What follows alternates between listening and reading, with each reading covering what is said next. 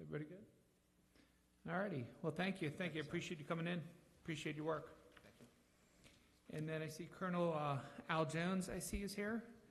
Good afternoon, Colonel. If the council could turn to page 4, Bill 60-17, page 4. And good afternoon. Good afternoon, Council President, members of council.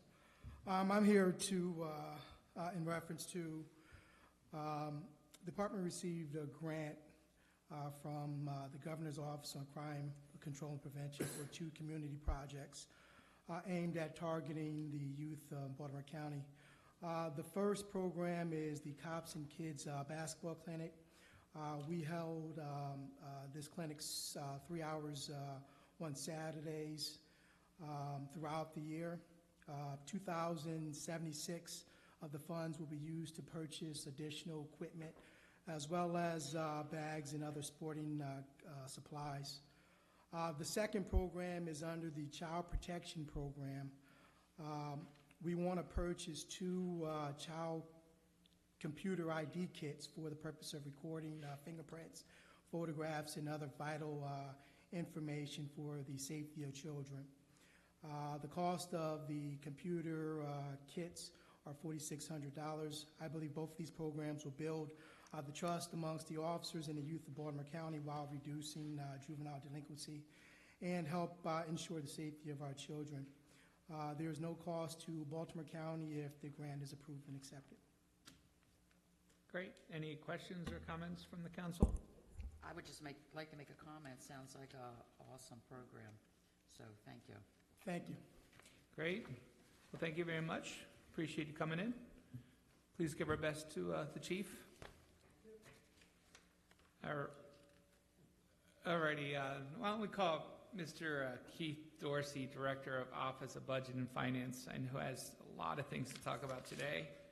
And perhaps the council could turn to page 1, Bill 58-17, Clean Energy Loan Program. And we have one speaker on this as well. So good afternoon, Mr. Dorsey. Good afternoon, Mr. Chairman and members of the County Council. The administration is requesting an amendment to a bill that we passed last year regarding our Clean Energy Loan Program, PACE program. What we have discovered, the original bill was modeled after a Montgomery County bill where the local jurisdiction has a responsibility to ensure that there is some recognition of a borrower's ability to repay. So in the current law, there is a provision that says that the loan can't exceed 20% of the assessed value of the property. We've come to learn that that's somewhat problematic because in some cases the assessment is absent any construction, and so therefore a large portion of the real value of the project is missing, or that there's been a long period since the property's been reassessed. So we're requesting that the language of the law be amended to include not just the assessed value, but a current appraisal of the property that would be more reflective of the full value, and then the 20% limit would be effective in applying. I understand that there may be a project here in Baltimore County that is anticipation of the passage of such a bill, but it's being held up because of our current limits. Questions or comments from the council? Mr. Dorsey, are we allowed to say what project that might be, or is that confidential? I think it's confidential, and I also don't remember exactly what the name of which project it was.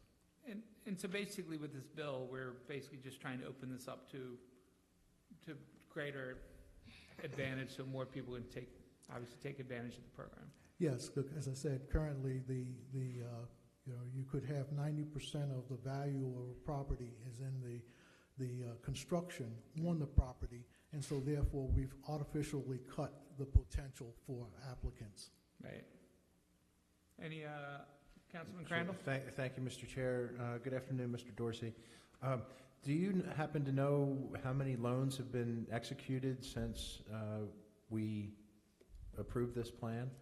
None have been put in place. As we understood when we had the law passed last year, it would take some time for the business community to build up the opportunities that would be out there. I understand there is one that is out there that is pending the ability to pass this bill, but there have not been any yet. Okay, thank you. Other questions on this? All right, why don't we go to page 28, Resolution 91-17.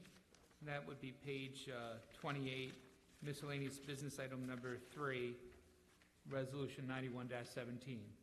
Okay. 911 Center. This is a resolution to be able to accept a gift for the 911 Center. The state's Maryland Department of Public Safety and Correction Services Emergency Number System Board is willing to provide $644,369 to cover the cost of us updating our mapping system in the 911 Center.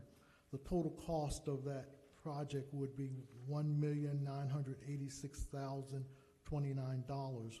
The state is willing to pay for the portion of the project related to the call takers. The other portion related to the dispatchers, both police and fire, would be covered by Baltimore County through the Equipment Financing Fund as well as through the Tech Fund.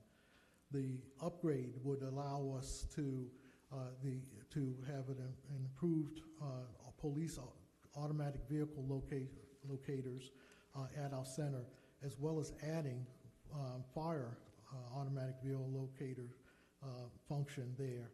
And it would also allow for us to have mobile mapping in the police and EMS vehicles so that they would be able to see in terms of the mapping of what's, streets and locations.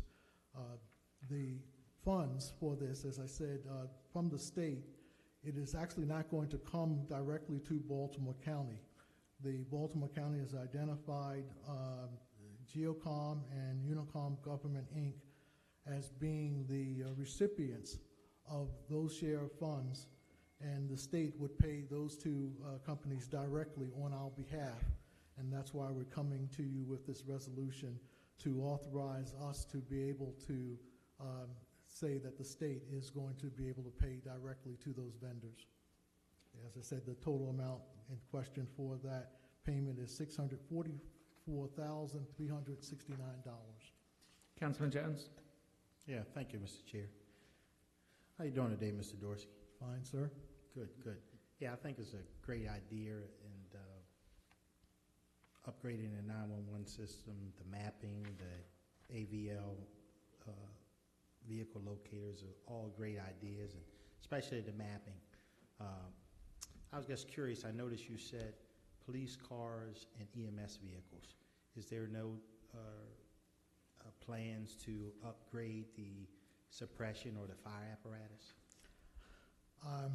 I can't answer that question, sir, in terms of what's in there now. In terms of I know they had other older type models of maps, but I'd have to ask what is the longer term plan in terms of the new mapping system for them.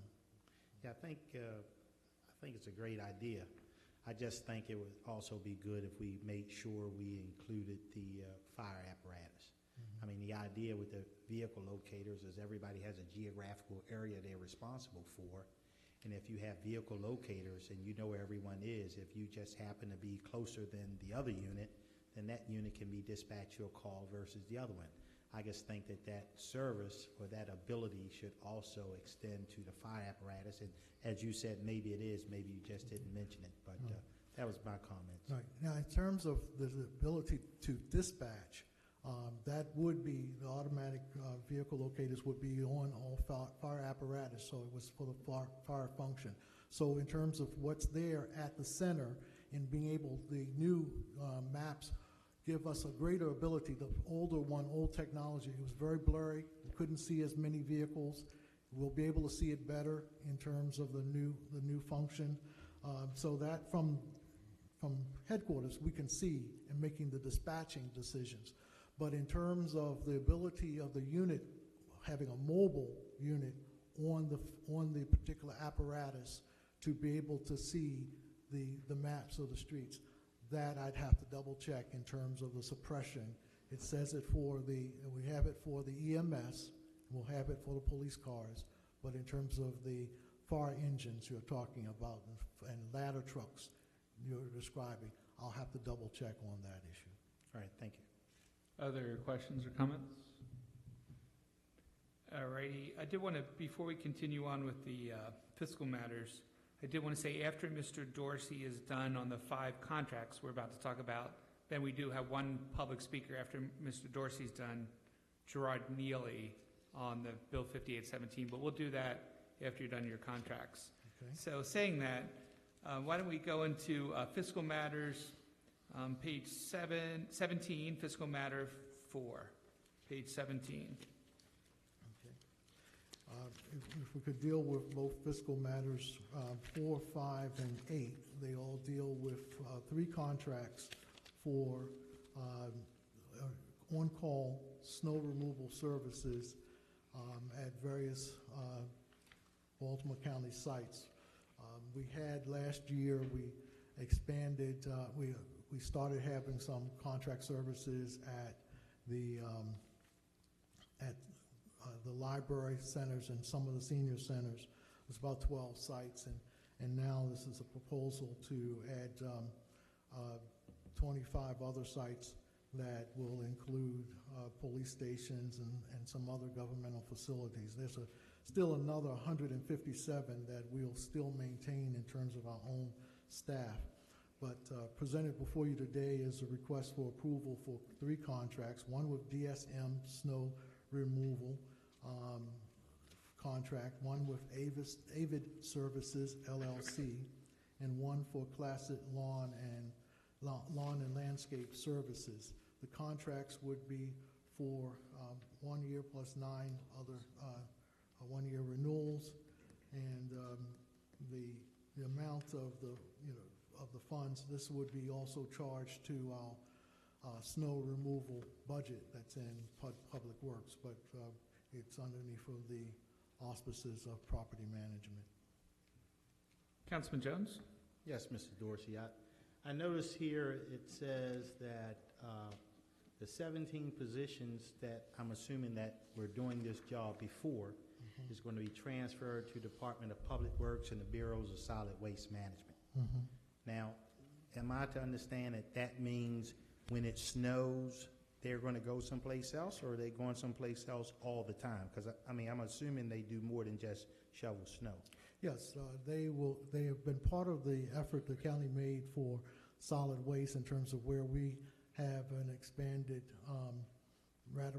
eradication program, and we were trying to make sure that we had additional trash collections in areas of the county that needed it. So we transferred those positions over there since the Public Works could make better use of them on an ongoing basis rather than what we may have had in terms of a peak load need. Now, when snow came about, those individuals could have been pulled over into snow anyway, and I would imagine that Public Works will utilize them like the rest of their entire crew, highways and other areas, to meet the emergency needs when we do have snow. So they'll still be doing that, but if we were able to meet the needs within property management and then allow for those individuals to go over to Public Works, which had a greater immediate need in terms of the issue of additional trash collection. Let me share a little story with you, only because I had this life out there as a fire chief.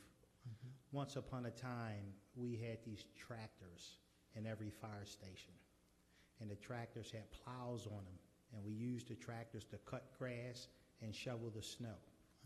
So then someone came up with this bright idea that we could be better off with someone else cutting the grass, and we will contract somebody to shovel the snow off the ramps. Well, what happened? Luckily, the fire department was smart enough to never relinquish control of the tractors.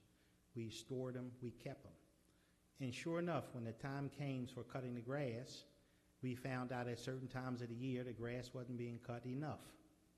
So we end up going back to cutting the grass because we had the tractors.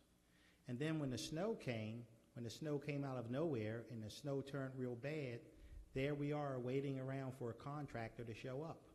Meanwhile, the ramp is getting full of snow. We're waiting for this contractor to show up. So now the ramp is full of snow and ice. So at some point, we had to get rid of that idea. So I guess my point is, especially as it relates to emergency services, when the fire engine, the police car, all these things doesn't mean anything if they can't get out of where they are. We probably should not be counting on contractors to do that.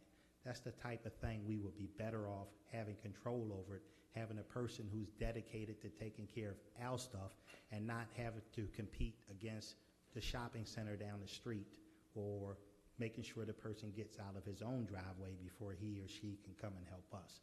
That's just my lesson learned, and I hope it never happens here, but it seems like that's where we're headed. Okay, we keep that in mind. Sir, we did have contractors last year, and I recall the council giving high praise to the Public Works Director in terms of how we handled last year. Our point is quality, and we do not forsake quality just for a dollar. That's always been our commitment. I beg to differ, but I can appreciate it. Okay. Are there any other questions or comments on fiscal matters 4, 5, and 8? Anyone? Everybody good? Going to be no snow this year? None? So that means there'll be a lot. Yeah, we'll have to ask Mr. Walsh when he comes up if there's going to be any snow. But anyway, so there's 2 addendums in your packet, Addendum 6 and Addendum 7. Why don't we start with Addendum 6, which is the contract for Life Insurance Company of North America. Mr. Dorsey? We have fiscal matter number 6 is a contract that deals with long-term disability. It is with, as you described, Life Insurance Company of North America, but it's better known as Cigna. And what this is providing additional coverage that is going to be 100% employee paid for in terms of group long-term term disability. Such benefit already exists at CCBC, and they were in need of coming back and looking at renewing their contract. So we, in working toward dealing with what you'll see as fiscal matter 7, dealing with our basic life insurance, we took this issue up at the same time, and this particular contract not only provides for the coverage that CCBC will need, but it opens up the possibility that at some future point the county could extend this kind of coverage to both the general county government, the libraries, and the revenue authority. It would, and still in those cases, still be employee and 100% employee paid for. The agreement is for initial 5 years with the possibility of 3 one-year extensions and one 180-day extension for a total of 8 years, 66 months. As I said, there would be no cost for the county or the community college because it's 100% employee paid for. However, it was estimated that the total amount, if for the community college, in terms of the employee share, would be $1.8 million over the life of the contract. Mr. Dorsey, currently CCBC and BCPS offer LTD benefits? Yes. And so we pick up some of that cost currently? No. It's 100% employee? 100% employee. Okay.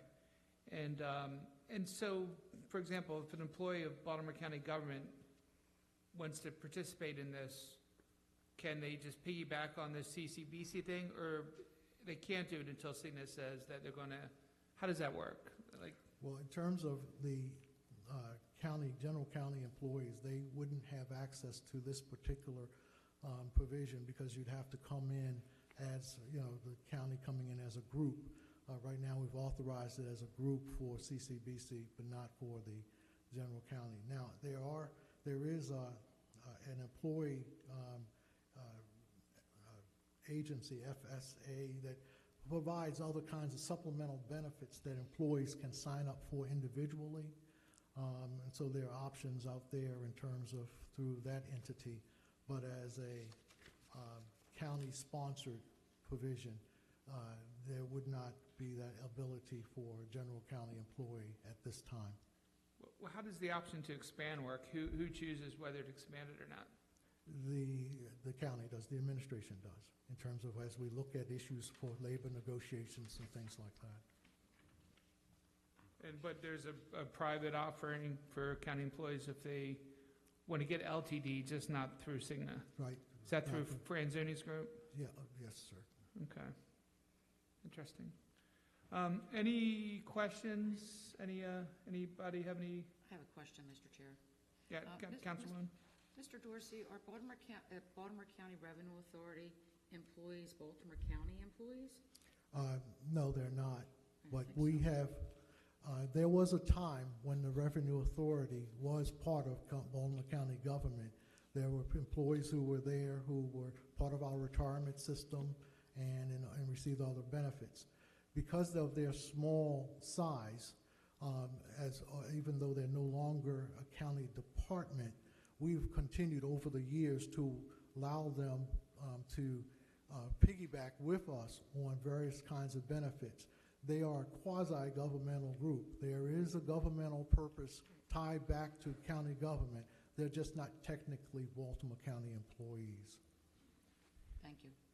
Mr. Dorsey, again, on this LTD possible benefit, say, for example, to Baltimore County government employees, can you tell me how the rates compare versus the private offering right now that government employees can get to? I don't know that, sir. Is it possible that we could do an analysis and send to the council? That way, if an employee of Baltimore County, for example, can get long-term disability benefits through Cigna that are much cheaper than, say, what's possible now, maybe it would make sense.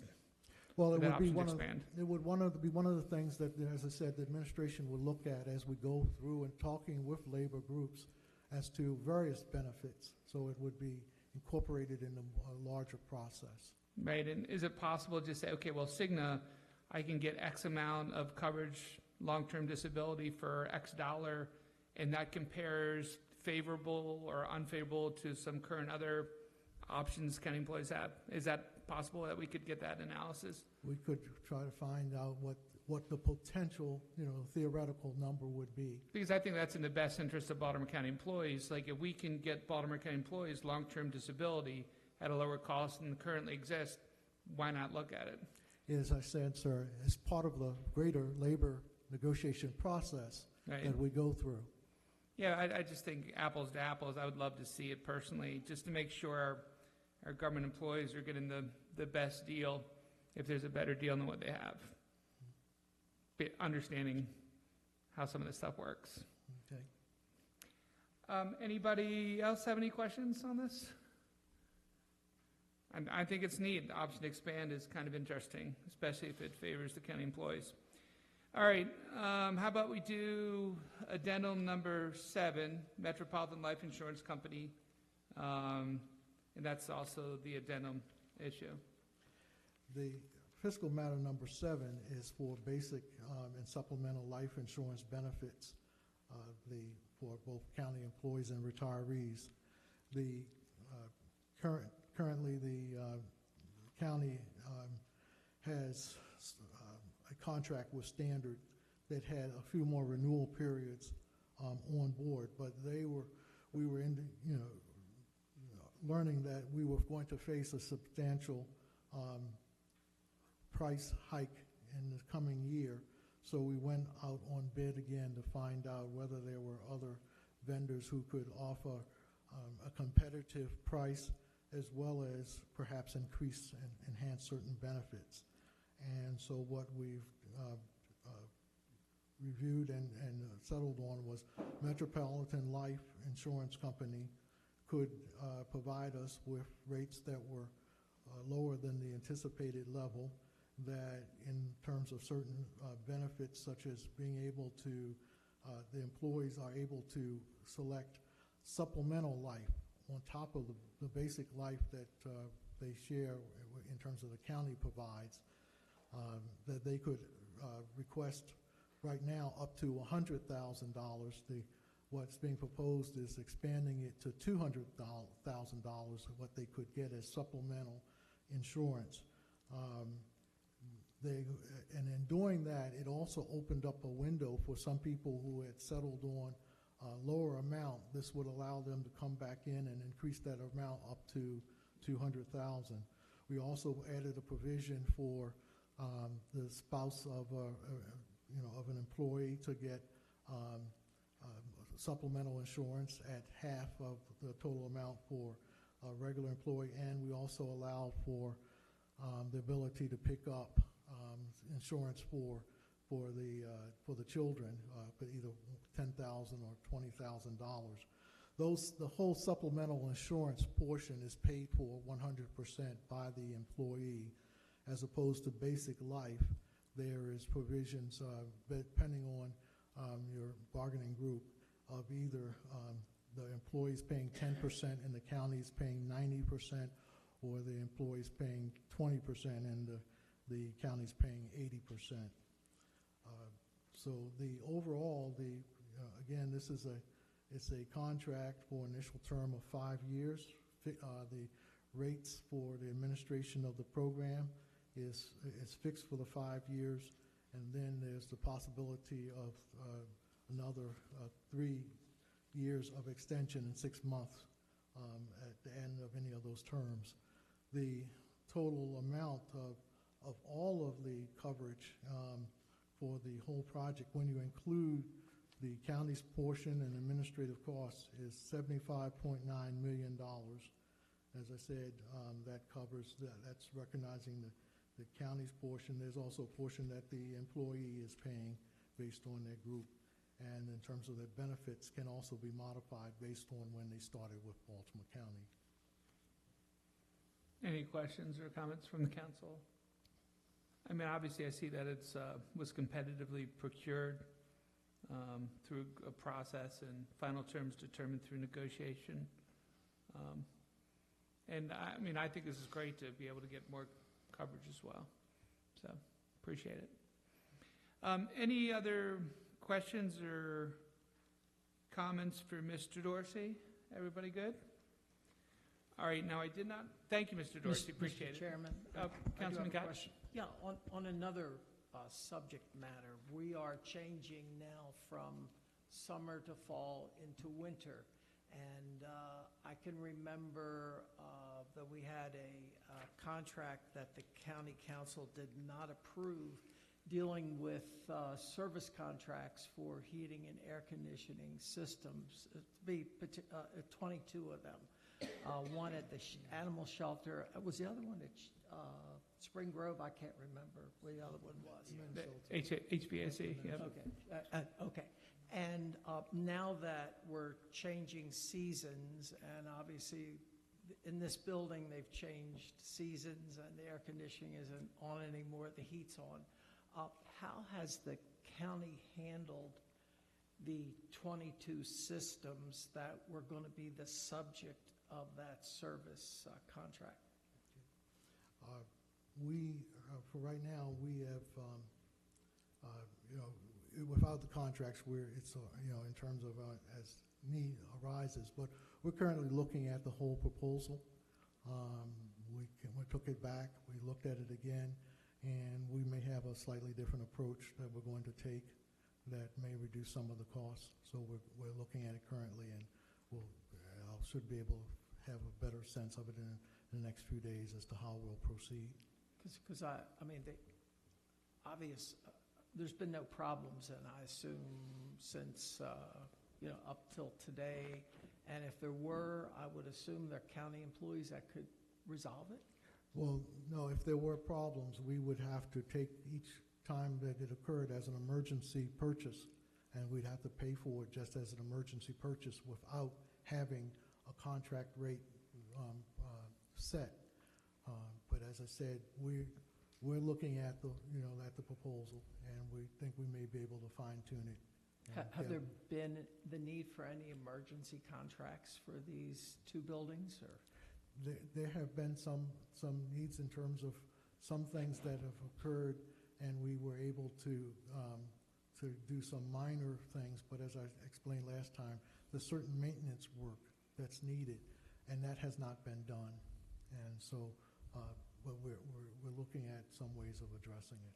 Thank you very much. Okay. Yeah, and Mr. Dorsey, I do appreciate that because I know it's been a real concern of the county council to just go out and buy all these HVACs brand new. But the problem was the maintenance on these HVACs feels very, very questionable as far as the cost to maintain this stuff. And so, I mean, anytime we're doing procurement, obviously, I'm sure we're looking at if there's a monopoly on maintenance that charge exorbitant prices or not, because ultimately the taxpayers wind up footing the bill if there is. So I appreciate your help on that one. Okay, thank you. Thank you, Mr. Dorsey. All right, now I didn't forget our I sort of did, but I remembered. So we do have one public speaker, Bill 58-17. That was the Clean Energy Loan Program. And Mr. Gerard Neely, if you could come up, and you have up to 3 minutes to speak. And I just wanted to make sure I got you after Mr. Dorsey was done. So thank you very much for coming up. No problem. Good afternoon, council members. I'm Gerard Neely, representing the Maryland Commercial PACE Program here in support of Council Bill 5817. As Mr. Dorsey mentioned, amending this enabling legislation to include the appraisal language will unlock countless Baltimore County businesses to access this PACE funding. Like Baltimore County, Montgomery County also had language capping PACE projects from exceeding 20% lien to value and 90% debt to value as determined by the State Department of Assessment and Taxation's SDAT's property card value. However, we have found that private capital providers, so the private sector, is telling us that there are some issues that they're running into properties that are undervalued, or in this case, there is a new construction that the SDAT card actually read 0, which technically there's value, but it did not reflect it at the time. In order to maintain consumer protections, but to allow more deals to flow through the pipeline, Montgomery County amended their legislation to allow private appraisals as a permissible way of determining property value. Currently, 12 of the 13 PACE-enabled jurisdictions in the state allow appraisals as a permissible way to determine property value. So in our opinion, such an amendment would allow deals currently walking through the pipeline in the county to make it across the finish line. And for those reasons, I really hope you support Council Bill 5817. Great. Thank you. Thanks. Thank you for coming, and thanks for your patience. All right, now if we could call up the guy who's going to give us the snow forecast, Mr. Steve Walsh, Director of Department of Public Works. And if the County Council could turn to page 21, Fiscal Matter 9. And good afternoon, Mr. Walsh. Good afternoon, Mr. Chairman, members of the council. And it is getting colder outside, but you're right, hopefully not much snow this year. So yeah, we'll start Fiscal Matter 9, page 21, Fiscal Matter 9. The administration is requesting approval of 3 contracts to provide on-call snow removal and salt application services. The council has seen numerous similar contracts in the past. Basically, these firms provide us with operators and pieces of equipment that we can use as supplemental resources during snow removal operations. The contractors are CD Lawn Care for Fiscal Matter 9, Teeman Construction Incorporated, and Only Masonry Corporation for Fiscal Matter 10. The contract would commence upon your approval and continue through April 30th, 2018, which is the snow season. And each contract includes 9 optional single-year renewal periods The total compensation for the 3 contracts, together with all other contracts for these services, may not exceed the total amount appropriated for snow removal during the entire term of the contract. And these 3 contracts are providing 36 pieces of equipment. And we have the option every year for those 9 additional years, whether we want to renew or not renew, depending on how responsive they were? Absolutely. Okay. Questions or comments from the council on? Councilman Capps? Thank you very much. Just a quick question. Any alternatives to salt? Are we looking at anything at all? Is there anything that's more effective than salt out there? No. No. I mean, the issue comes up all the time. All We the know time. the environmental folks reach out to us. We work with State Highway a little bit, but I don't believe right now there is a product out there that is as effective as salt. I mean, you do know some of the people, especially in the rural areas, their wells are contaminated with salt. The county is addressing it, but it's, their wash machines have to be replaced, water heaters, refrigerators, the pipes in their house, everything. So hopefully one day we'll have an alternative to salt that isn't going to cause the damage that it does. Thank you. Are there any other questions from the council for Mr. Walsh on fiscal matters 9 or fiscal matter 10? Councilman?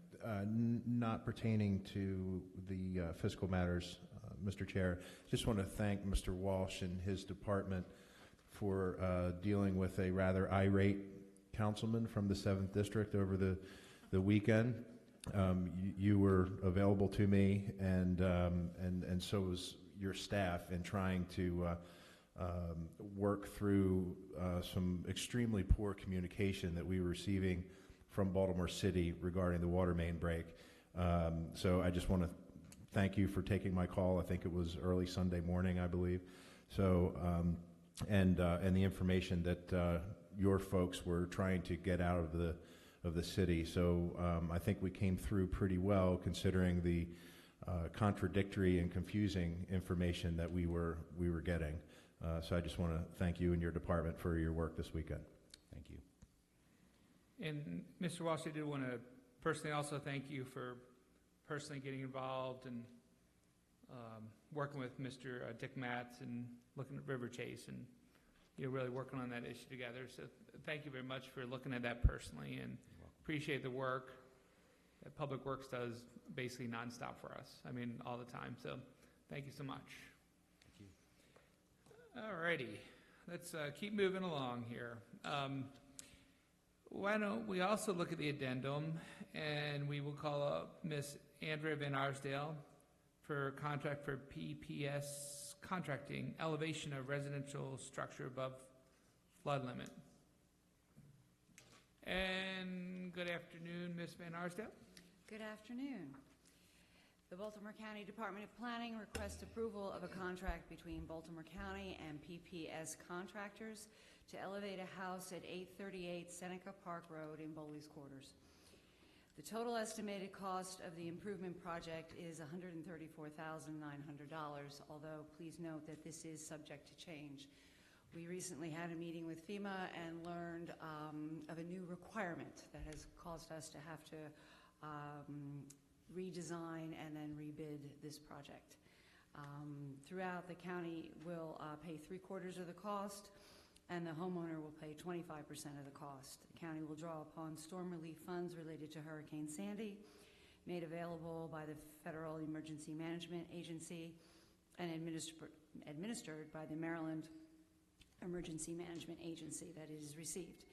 At this time, the county has on hand close to $600,000 in such funding to draw prior to the drawing of the amount anticipated by this proposed contract.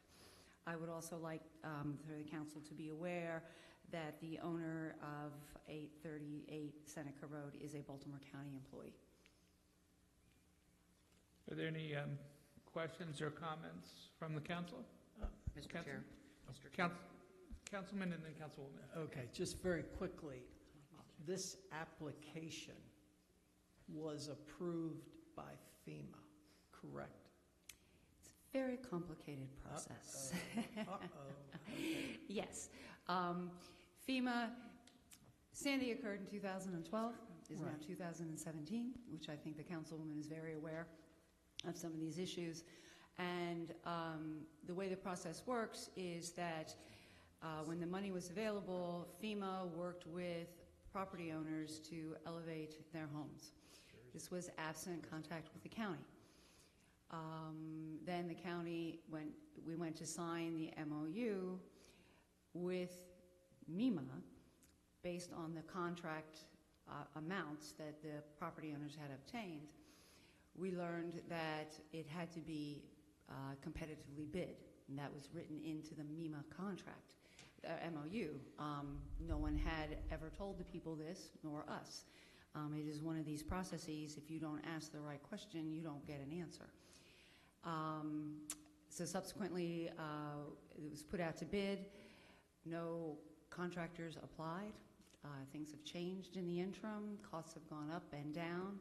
We are working with FEMA on this. We anticipate that not everyone that had originally applied, there were 5 people, we know that 2 of them we've had no contact with.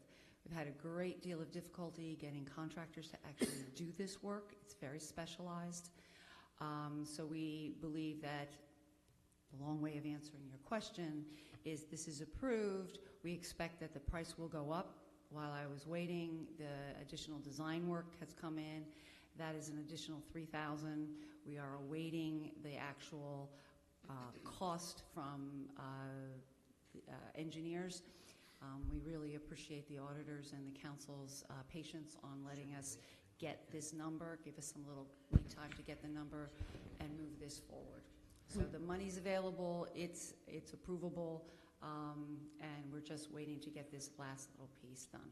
So would you describe the county's role as a facilitator? We're a pass-through, and we are pass-through? trying to facilitate a very Okay. difficult So process. you're organizing it, you're pursuing I and wish I could say organizing. that. Okay, okay, so, okay, but we are a pass-through.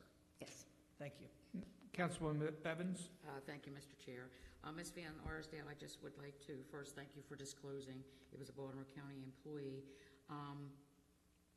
I appreciate any program that would elevate a home to get out of the floodplain for sure. But you mentioned Sandy. Was this community actually affected by Hurricane Sandy? Because I remember doing a lot of prep for Sandy and nothing happened. I'm on the waterfront. I know Jersey got hit, but we did a lot of prep for Sandy, and we didn't. So I'm just wondering why. Is it just the funding been available because of Sandy? Because I don't remember Eastern Baltimore County receiving damage from Sandy. Correct. And my understanding, unfortunately, because of the length of this project, it has touched and gone through a number of people, most of whom have retired. Our understanding is this money became available as a result of Sandy. Okay. Not necessarily because there was damage because of it, but because they were trying to elevate houses I just in wanted the to clarify. floodplain. I just wanted clarity on that. Mhm. Thank you very much. That's my Appreciate it. understanding. Thank you. Are there other questions for Ms. Van Arsdale? Okay, All thank you. righty, thank you, appreciate it. Okay, let's keep moving. Why don't we call up Mr. Kevin Reed from the Department of Health and Human Services. If the council could turn to page 6, we'll do Bill 61-17 on page 6. Good afternoon. Good afternoon, Mr. Chairman and council members. Happy Halloween. Addressing obesity among elementary age children. A timely day, I There have we to go, say. there Yes. we go, sorry, couldn't resist. We don't have any. This is a request to approve a supplemental appropriation of federal funds in the amount of $10,000 passed through the Maryland Department of Health to our Student Healthy Way program. This is a new grant for the health department, and it will fund the salary and fringe benefits of a part-time, very part-time, approximately 28 hours per month public health nurse to assist the Baltimore County Public Schools in addressing obesity among elementary-aged children by providing workshops and consultation. We started this program 2 years ago, and where pediatricians identified and referred elementary students to work with the school nurse and phys ed teachers to coordinate a school-based plan in collaboration with their families and healthcare providers. The plan may include interviewing or reviewing nutrition, physical activity logs, and electronics screen time awareness education. This funding will further enhance referrals and best practices for engaging parents, schools, and children in obesity intervention methods. And the outcome is not necessarily that children lose weight, but that they will maintain an appropriate body mass index as they grow. Questions or comments? Seeing none, let's turn to page 11, and we'll do fiscal matter 2 on page 11. Fiscal Matter 2 is a request to approve an amendment to a contract with Schreiber Translation Incorporated to continue to provide on-site interpretation and sign language services. This amendment increases the maximum amount of this and similar contracts by $300,000 from $550,000 to $850,000 over the course of the entire term, together again with all other contracts awarded under the same bid. On September 5th, the council approved a second amendment with Dontley Corporation for these same services to increase that compensation as well. The administration is now asking that the council approve the same for the Schreiber contracts, since these contracts are used in tandem by the county. Questions or comments? Seeing none, let's go to fiscal matter 3, page 14. This is a request to approve a second amendment to a contract with Integrated Cellular and Molecular Diagnostics, LLC, to continue to provide laboratory services for our women's health and family planning clinics in the health department. This amendment extends a current contract until a new agreement is executed. It's necessary to avoid an interpretation in laboratory services while the department continues to solicit bids for the new contract. The contract amendment is, we estimate, to be about $35,000. We're hoping to have a new contract firmly in place by April. Questions or comments? Mr. Chair, this is the last matter of business for Mr. Reed, correct? Yes. Okay, so not pertaining to fiscal matters. If you could pass along to Dr. Branch and the rest of your department my thanks for the help over the weekend. There were more than a handful of Department of Health employees helping out distributing water to our constituents over the weekend in dealing with this, the water main break in Dundalk. So please pass along my thanks. I will be happy, and we also thank you, Councilman, for the messaging on social media. I think kept everyone very coordinated, and we were able to get some employees on the scene. We actually ran a very similar drill this summer, so it ended up being very timely. And if we could only gotten accurate information from the city, your job would have been that much easier. Absolutely. Okay. Thank you. Thank you. Thank you. Okay. Why don't we call up, I think, pinch hitting for Amy, Mr. Ben Fortcamp? Oh, Amy's here. Oh, Amy's here. Okay. She just Sorry, Amy. Good to see you. Why don't we turn to page 24, fiscal matter 11. We have Amy. Yeah, you guys took longer than I thought. Good afternoon, Mr. Chairman, members of the council. The administration is requesting approval of a contract to acquire property totaling approximately 160 acres for $1 million to be used for passive open space. It is in the Essex area of Baltimore County, currently owned by Stephen L. Porter and multiple of his siblings. It is located on the north side of Barrison Point Road. Consultant appraisals were obtained in accordance with the procedures and requirements of program open space under the Department of Natural Resources, and that will be the funding source for the majority of the acquisition funds. The two appraisals were for $1 million and $900,000, which would result in a reimbursement from the state of $950,000. $50,000 of the acquisition funds will come from other county funds. And the site is mostly wooded. There are 9 parcels. 8 of them are undeveloped, and 1 parcel has an older detached dwelling, which is going to be raised prior to closing. Mr. Chair, if I may.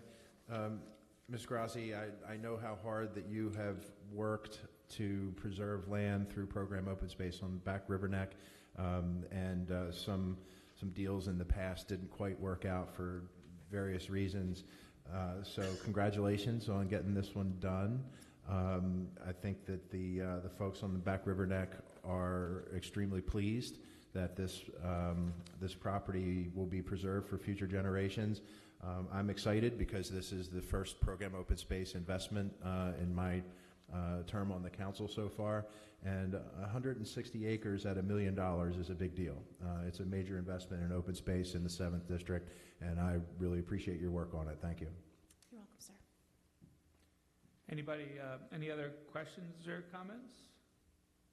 Yeah, as Councilman Crandall said, this is a great one, so yeah, it's great to see. Thank you so much for coming in. Thank you. Okay, I think for our last item of business, right, Ms. Bostwick? On the council turn to page 9, Bill 62-17, and Councilwoman Bevins. Yes, thank you, Mr. Chairman. Bill 6217 was originally introduced, withdrawn, and then reintroduced. The bill basically would prohibit the firing of air cannons in certain RC zones within 500 feet of an adjacent residential dwelling between the hours of 10 p.m. and sunrise as defined by the National Weather Service. Now, the genesis of this bill was complaints from the nearby community, and if you ask who was there first, the farm or the community, they were there at the same time. This is a new development that is hating the farming industry. They have an air cannon that goes off every 5 minutes, 24 hours a day. So if you can imagine living that close to not getting any sleep at night, to the dogs barking, to children crying, to people not even being able to walk in their community because of the noise. We discussed the 125 decimal sound that this cannon has. It is an unbelievably loud sound. It's just not something that is just a little pop. I withdrew the original bill because I was in hopes the Farm Bureau attended the work session as far as the owner of the farm. And I agreed to withdraw the bill because they agreed to get together and have a mediation. They did have a 2.5-hour mediation with the Terrys, who are actually here today, the Farm Bureau, and the owner of the farm, and it was a very unsuccessful mediation. So I will be moving forward and not withdrawing this bill. I guess what's important to know is that the air cannons are for birds, and birds don't fly at night. There is no reason to have air cannons going off at night. Some farmers will say, well, it helps with the deer. It helps control the deer, but we all know that deer, they just become accustomed to that sound. That's why they graze alongside of the roads and don't run from our cars. They adapt to their surroundings. So again, it was the community, and I have letters of support from the Bird River Beach Community Association asking for this bill, and also the Laurel Lee Beach Community Association, which is all the way across the river. Because this is waterfront, it echoes across the waterfront to a neighboring community. So I do have support for the bill. I believe there are people also here to testify. And again, this is just a quality of life issue. You can't have someone's sleep interrupted every 5 minutes by something like this. I mean, when you normally live next to a farm, you accept all the noise and dust and other things that happen in farming. But to have an air cannon going off is unacceptable to the community. And I hope that my colleagues support this bill. We do have 3 public speakers, but before we get to the speakers, do any of the council members have any questions or comments for Councilwoman Bevins? Well, and I think I would also like to add, I talked with Councilman Catch about this. You have to be 500 feet within a residential dwelling. So I think that takes most of the large farmers, especially in Councilman Catch's district and the 3rd district, out of the mix. Even if you have a smaller farm, if you move the cannon to 500 feet, which could literally be in the middle of the field, this is what the bill would require. So the Farm Bureau is not here today. They are here? Oh, okay, they are here. Oh, I'm sorry, I didn't see you. They are here. So that's all I wanted to add. Thank you. Anybody else? Councilman Jones. Yes, I just wanted to just make a note that I know Councilwoman Bevins worked very hard on this issue and did everything she could to come to some resolution between the parties. So I guess wanted to make that note so that everybody know that she worked very hard on it. So here we are. Thank you. Any other questions or comments? All right, let's go to the three public speakers, and basically we have Peter Terry, followed by Janet Terry, followed by Joanne Chasen.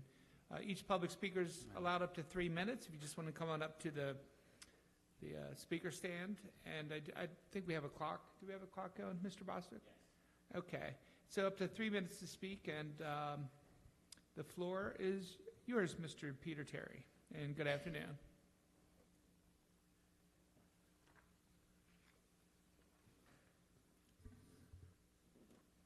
Good afternoon. My name is Peter Terry, 1216 Stumps Road, Middle River, Maryland, speaking on behalf of this bill.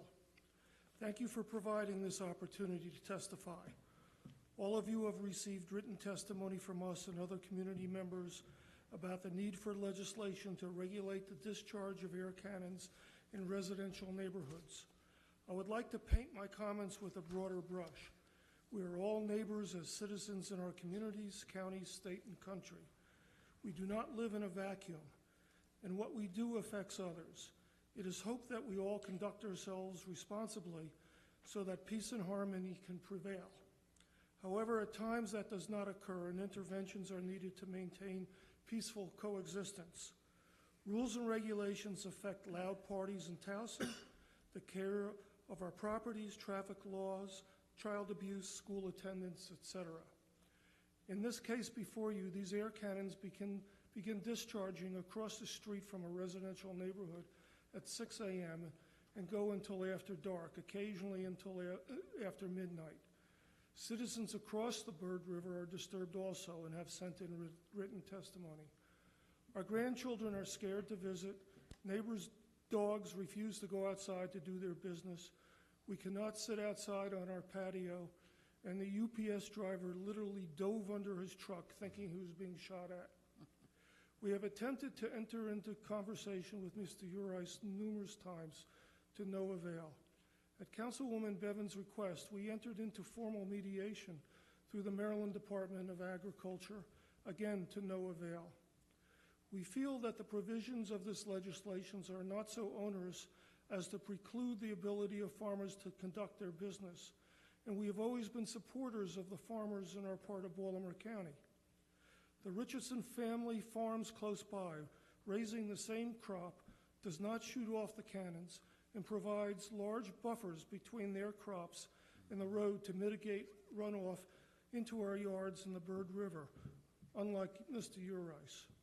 When I was a guidance counselor at Lansdowne High School and Sudbrook and Johnny Cake Middle Schools, and then a PPW for the county, the kids often thought that if they could come up with any excuse, that excuse could justify their behavior.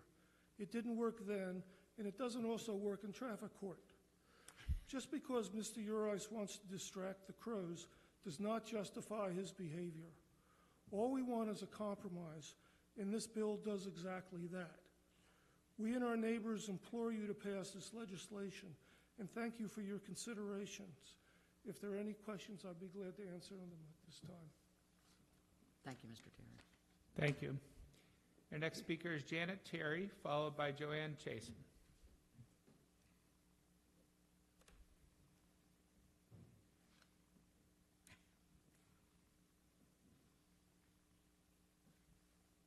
Good afternoon, everyone, and I'm hoping since it's Halloween, you got a nice treat for us today. No. So. May I start? Yes. Yeah. My name is Janet Terry. I live at 1216 Stumps Road with my husband, Pete. We're adjacent to Donald Urice's farm, and we're about 100 feet from the end of his field. And I'm here to speak, of course, in support for this Bill 6217. And I thank you all for your consideration for my previously submitted statement on 5517 to require the farmers to cease their air cannons during the night so that we can get some sleep, and the birds are sleeping as well at that time. Regrettably, we were out of town during that event, and we weren't here for that. As you're aware, these air cannons produce a deafening, piercing blast of 125 decibels. It's as loud as a cannon, as loud as an ambulance, a siren, or a jackhammer. 85 decibels is considered to be safe. My husband and I are also grateful for your extended efforts to revisit the bill requiring farmers to put the cannons at a more respectable distance of about 500 feet. Since the cannon service a 5-acre radius, this placement should effectively deter the birds while providing a more tolerable distance for our neighbors and our residents to endure these blasts. Mr. Urice has blasted the cannons intolerably at 30 to 90-second intervals, 20 feet from our property lines beginning in July until the corn is harvested in late August and September. Mr. Urice did begin to increase the intervals and to disengage those cannons at night after repeated phone calls waking him up at night and many calls to the police. I've lived at this address full-time since 1979, and I've spent each summer of my childhood with my grandparents there as well. The cannons have been in use by our area farmers for as long as I can remember. But although annoying, the cannons have not been an issue until Mr. Urice decides to place them right on our property line, 3 in total on the property lines of all the residents on Stumps Road. We're in hopes to reasonably resolve this issue of the cannon placement through the Maryland Department of Agriculture Conflict Resolution Service suggested by Councilwoman Bevins.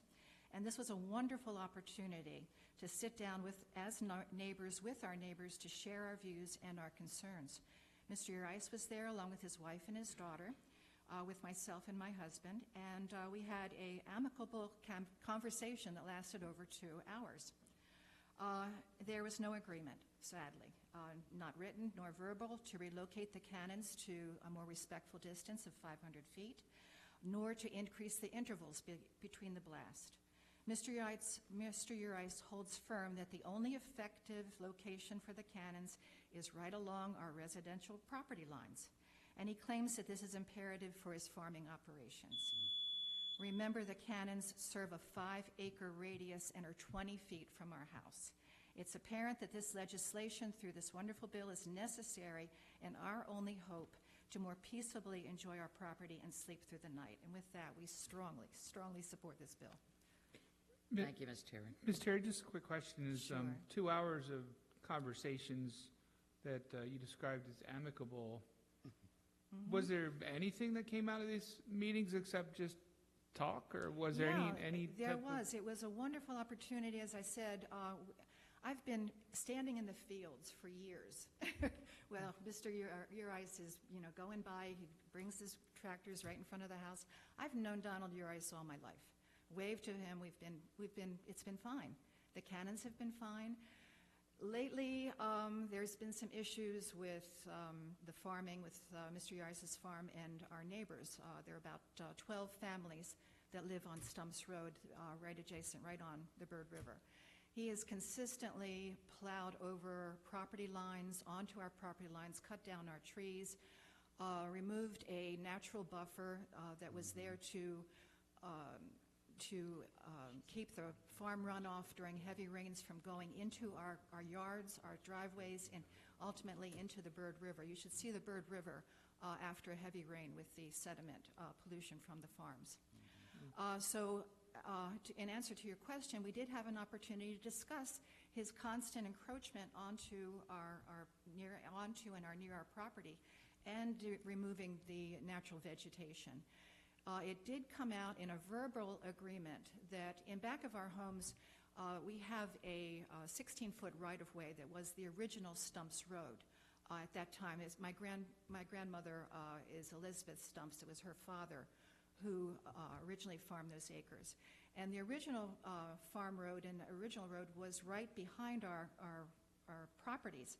However, all the sisters who got a piece of land moved the road, the use of the road down farther. So Mr. Urice felt that he owned the property up to the paved road, not to the end of our property line, so that he could continue to farm and farm and farm, knocking down vegetation. So we were able to discuss that and show him through our plats from having our property surveyed due to his cutting down our trees and encroaching on our properties, that indeed he should not be farming that area, and please, we need a buffer there. So he did agree of that 16-foot that perhaps we could have 8 feet to replant our trees and have a bit of a buffer so that the mud doesn't continually come down into our driveways and into our yards. So that was positive. Did he have any justification for putting these cannons as close as he could up to your house? Yes, he did. What was his what did he reason? What was The his? birds are exceptionally bad this year. But the adjacent farm, the Richardson's farm, evidently the birds didn't bother his corn. And I told Donald, I said, you've got the sweetest corn in the world because the birds are only there for yours. But again, those cannons service a 5-acre area. He's placing them 20 feet on our property lines. So the radius is it's engulfing our properties as well as the blasts are heard across the river, and it's disturbing. Where did he place them before when there wasn't an issue? It was well within the 500 area, up way on top of the hill. As a result of this, too, his nephew, Brian Urice, when Donald's corn was harvested and it was down, I don't know why Brian in the field above, he started shooting off the cannons at 5-second intervals. So, but that, it was quite a distance away. It's really it's terribly annoying, but it's tolerable at a larger distance. Any other questions or comments? All right, thank you. You're I appreciate it. And we do have one more speaker on this bill, Ms. Joanne Chason. And good afternoon. From the Farm Bureau. Thanks for coming. Sure. And thank you all for your time on this. While we completely understand what the families in that area are going through, Baltimore County Farm Bureau does oppose the bill, and we appreciate Councilwoman Bevins working with us to try to make the limitations something that are tolerable, but we obviously oppose any legislation limiting the practices that are covered under right to farm, the current right to farm laws. And it's unfortunate that the activities of one bad actor potentially can limit the entire county. And that's why we had originally suggested the mediation and are very disappointed that that was ineffective.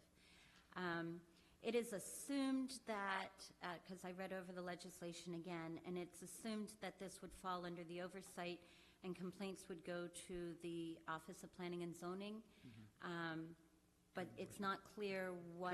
Code enforcement. Code enforcement. So it's not clear, however, that what the ramifications would be if someone in the county is not following the legislation. There's no clarity as to what ramifications and or penalties that may be imposed on any violators in the future. And that's something we'd like to be able, if this does pass, we'd like to be able to advise our members of. Mr. The remedies are actually in the code. So what happens is we got authority from the General Assembly like 30 years ago to use an administrative procedure to enforce zoning regulations violations. So that's in Article 6 of the code, I think, somewhere in the code. Typically what happens is after an initial offense, the code enforcement people, after getting a report of offense, confirming it, will issue a correction notice. They don't always have to issue a correction notice, but they generally do. Correction notices are unappealable and they don't come with fines, and they say you need to remedy this within X number of days or whatever. If there's no evidence that that's happened, then they can come back and they can issue a citation. I think that they can issue the citations, I think they're like probably $200 per violation, and every day is considered a violation. I can't explain, I don't know exactly how the agency will price the violation, but they would issue a citation, and then the person has all sorts of due process rights. They go to, if they're interested in contesting the citation, if they don't pay it, they can go to the Office of Administrative Hearings, and then from there the Board of Appeals, and from there the Circuit Court, and on up. At a certain point, the county has the authority to ask for injunctive relief from the court if we can't really get compliance, which means that the code enforcement people would come to my office, and we'd end up in Circuit Court and look for an order to enjoin the behavior. Where we go from there, typically, because those violations are actually tied to the land, we're actually able to put liens on the property if the violations aren't paid. So that doesn't need to really be spelled out here because the code itself It's existing. has all the adequate stuff, and it's, I can't remember now, it's Article 6 or 7 or something. So just one other point that has come to light is that, or no pun intended, the way it currently is written is that it would be allowed from sunrise. 10 p.m. to sunrise. Yeah. But first light and last light, so first light actually is before sunrise. It actually is light and the birds are active prior to sunrise. Do you know by how much time? Is that just a matter of minutes, or? Usually, I know they start chirping right before the sun well, and comes that's up. it. They are active, so anywhere from like 30 to 45 minutes is what I've been advised. And you're okay with the 500 feet? I mean, I don't know how many farmers that would affect, how many farms you have located that closely to communities. But I would think any substantial farm could put their air cannon within 500 feet away from a residential. I would assume so, but for the record, we do oppose the legislation. I know, and you know, I wish this, I appreciate everyone that worked on this, and, oh, I'm sorry, are you telling me to be quiet? That wasn't me. That might be Mr. Bostwick. But I appreciate it, and I wish it really could have been worked out. I do too. But I feel that we have to have something in place. And again, the way that it was explained about code enforcement, a correction notice, most of the time, not always, is a warning, just to say you're in violation, please don't do it again. Well, and hopefully most people would then learn to comply. And Councilman Jones and Councilman Katch? I'm curious. This is totally new to me. I live in relatively close proximity to farms, and I've never heard an air cannon. And I've been, since I've been looking at this issue, I've been seeing all these things on the internet in terms of electronic bird control. They have ultrasonic bird control. They have laser beams. They have visual scares and predator decoys. Are all of these things just not effective? Do anybody use them, or? So typically your visual decoys, going back to the days of doing a scarecrow, essentially, tend to not be very effective. I know that personally, my family operation, we have never had to use air cannons, but nor have we been using sweet corn, or raising sweet corn. So, and I tried to find out a dollar value of what the damage in even the state was, but it's not broken down to that level. But we did try to use visual deterrents for birds that we had coming in the barn at one point, and it was completely ineffective, We wound up playing a radio at night to keep them out, but that was inside a barn. So it seems like noise is the best thing to keep birds at bay, the most effective, unfortunately. Okay, thank you. Councilman Katch? Yes, thank you, Mr. Chairman, and I want to thank Councilwoman Bevins for all her work on this issue. And I want to thank the Farm Bureau and the communities for attempting to resolve this issue. Just so everyone understands what we're talking about, if indeed 85 decibels is safe and nothing above it is, for every 10 decibels, you double the sound. So that means that if 85 is safe, 125 is 4 times the amount of, you double, and double. So it's more than 4 times. So we're talking about a sound that is just not healthy for individuals. I completely understand that, Yeah. but I do understand that most of the air cannons that are available today are, you can regulate the sound on them. Right. But I don't know what model this particular individual owns and what limitations that one has. Because air cannons have not changed a whole lot in the last 50, 60 years. But it is my understanding that you can regulate the decibels, the sound, at this point. And obviously, the right to farm is very important legislation that was passed by the legislature some years ago. And with this particular bill, if there are amendments that you would have to the bill, like you talked about actually sunrise, the birds are active a little bit before sunrise, whatever the proper term would be, I doubt that the sponsor would have a problem with that. The 500 feet, I don't know what comment you have about that, but I would think, this bill is going to pass, I'm pretty sure, and it's going to pass because we have a neighbor who is just not considerate of his neighbors, to be exact, and it's a shame. And I don't think that the councilwoman or you could have done, the Farm Bureau could have done any more than you've done. So please take a look at the bill and see if there's anything that you and the Baltimore County Farm Bureau can suggest to make it more acceptable. It's a shame that we have to go down this road, but I don't know what resolution is out there beyond this. So, no, I agree with you on several levels. Yeah.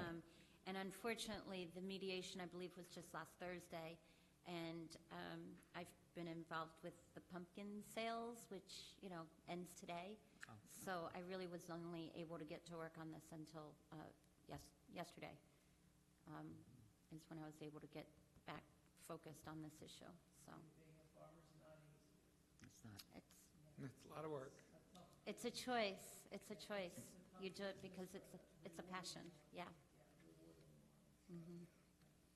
And I know that your concerns have been taking that one extra tool out of the toolbox, and that's what we were Yeah. trying to prevent by having the mediation. And I'm sorry it didn't work out. Well, we So- appreciate you, withdrawing and resubmitting so that it allowed the time to do that. It's just unfortunate that it didn't. So if you have any other language that you think would be at least a tad more acceptable to you, and the farmers, please give us a call. And if it means first light over sunrise, I'm willing to do that Okay. as well. We're not anti-farmers. I buy local.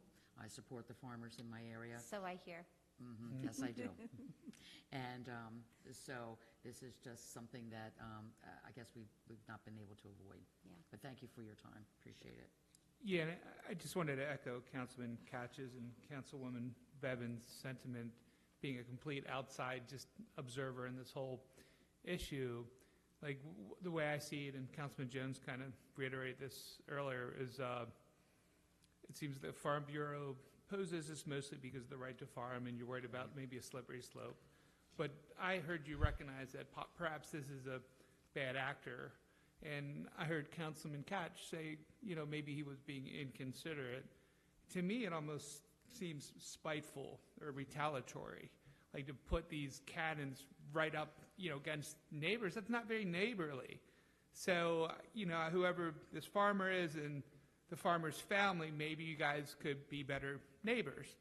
I'm just going to be very candid because this is a little upsetting to me, that a little more consideration and a little better neighborly amicability might have prevented a lot of this. I know Councilwoman Bevins didn't want to pass a bill trying to get a farmer to be considerate. It's a shame. Shame on the property owner. I'll just say it there. Shame that they are causing this big problem and seem to be kind of spiteful. I think that's just not a good neighbor. So I'll just leave it there. So thank you all. Thank you for coming in. Thank you all. Please have a safe drive home.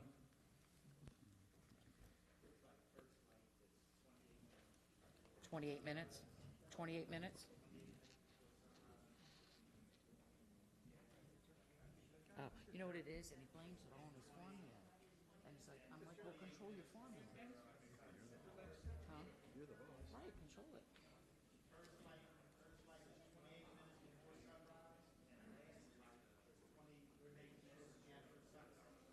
Okay. 28 and 28.